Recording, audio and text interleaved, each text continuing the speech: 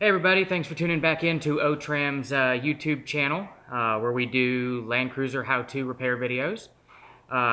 If you like our videos, please don't forget to subscribe below.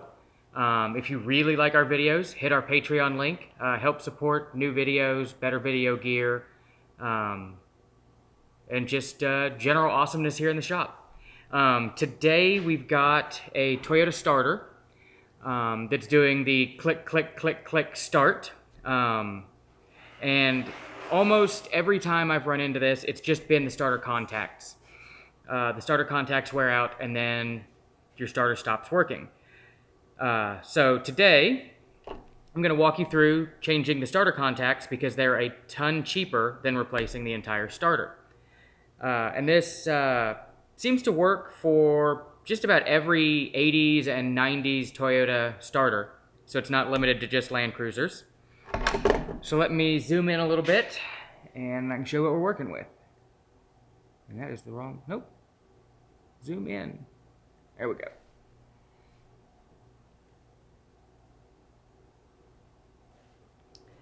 So on the back of your starter, there's 3 bolts that cover up the solenoid housing. And they're usually 8mm heads. So we're going to pop those off.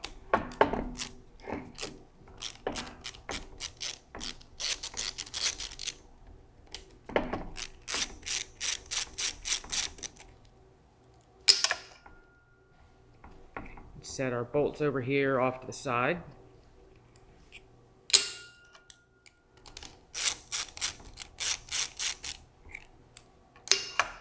And then you'll just pry this cover off. And the plunger is spring-loaded, but usually doesn't fly out. And sometimes it'll stick on this gasket surface here. So just be careful when you pop it away. And then we can pull out the plunger. And I don't know if you guys can see the wear on this plunger, how thin it's gotten. You see, I don't know if it'll focus well enough. But there's a new plunger compared to the old one. So this one's pretty worn out.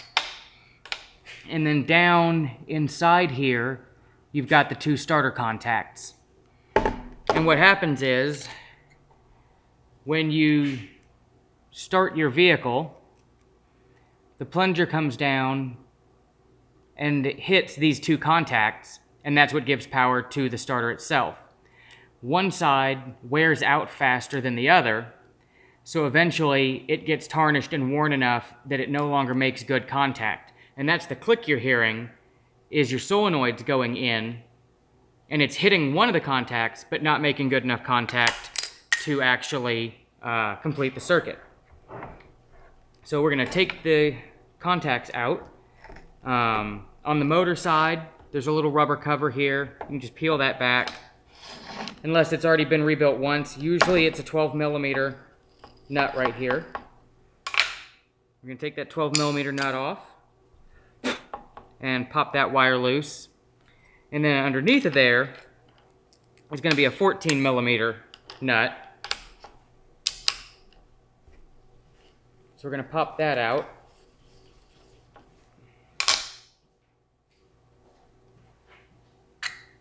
And then we can take our insulator, and there's a little plastic insulator with a little washer inside of it. Just keep track of the order all of this stuff comes out.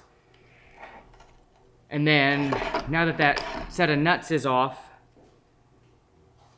we can feed the actual contact out. There's a small wire, we can feed the contact bolt. And then gently, I don't know if you guys can see that, gently peel this wire out of the way. And then we can get the contact out. And then there's another insulator inside the case here. And then, I don't know if you guys can see the wear ridge on there. It's really hard to get the camera to focus, but there's a deep groove right here where the contact's worn out. And normally you match these up so that they're the same shape. The The only one we've got in stock is a slightly bigger, it's a higher amperage model one. But for our purposes, it will work just fine. So we're going to stick that back in this side.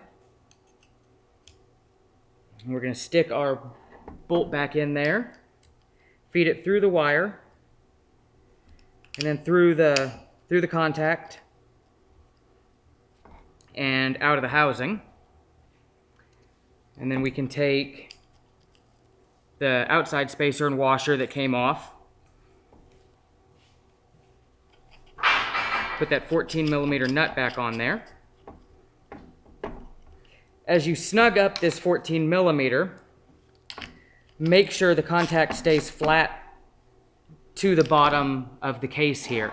As you tighten the nut, the tendency is for that to spin, and that's just going to leave you with poor contact again. Then we can put the motor wire back on, followed by the 12mm nut.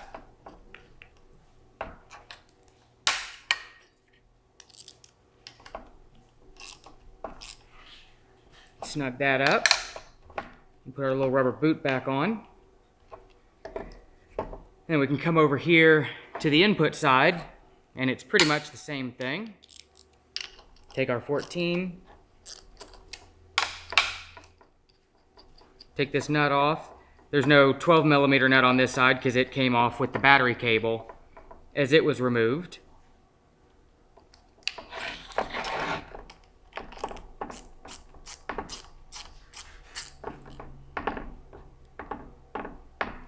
Threads on the end of that are a little boogered.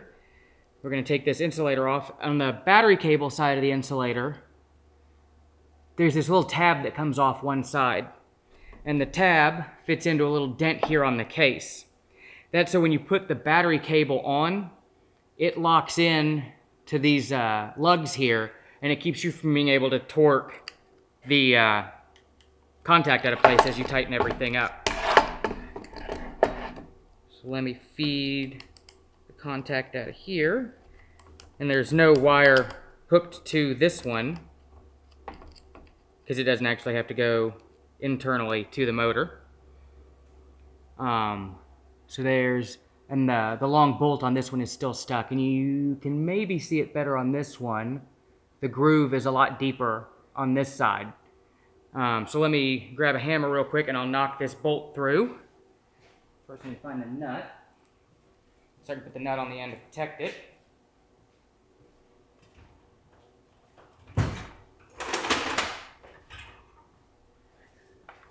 And then we'll just tap that to get it loose of the contact. Drop that nut again. And then we can feed that stud through the new contact.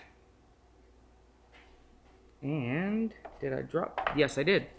My insulator for the inside of the case fell out when I was flipping it around. So you make sure you put that back in, otherwise you'll short everything out to the starter case.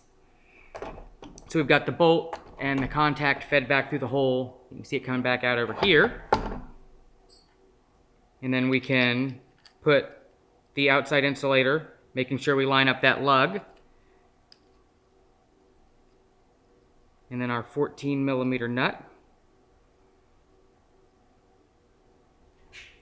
And I dropped my ratchet on the floor.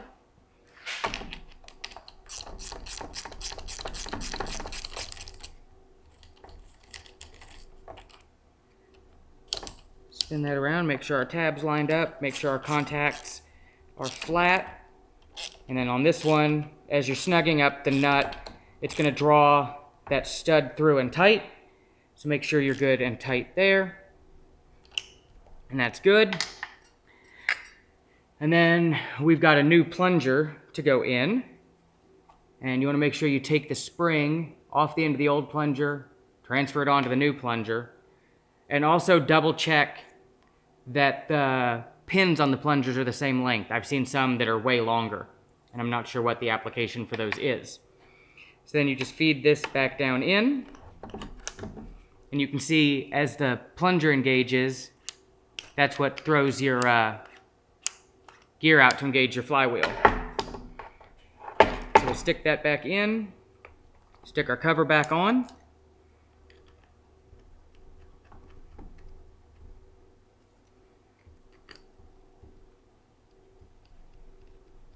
And put all our nuts back in here, or bolts rather.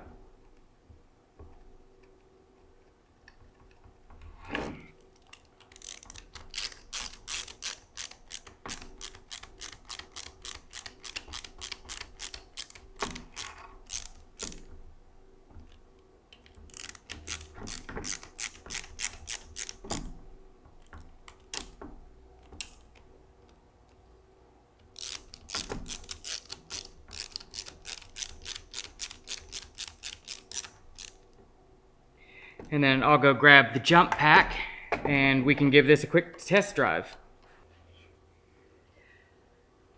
Okay, so I've got my jump box sitting over on the other table. I've got the positive terminal from the jump box going to the battery terminal on the starter. And I've got my ground just on one of the mounting ears, simulating the engine block.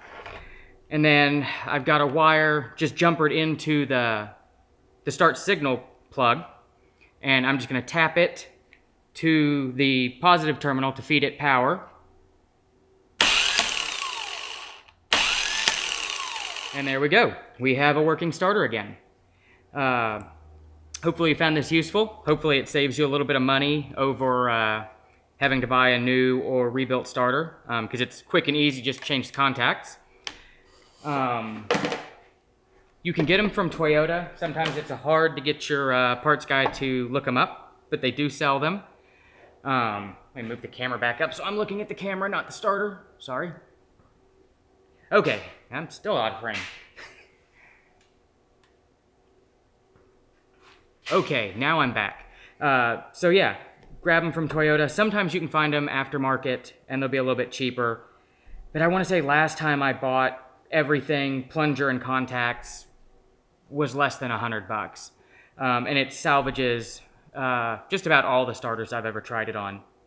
So yeah, hopefully you found this useful. If you did, subscribe below. If you want to help support us in making more videos, click our Patreon link and support us that way. And we'll catch you next time. Thanks for tuning in.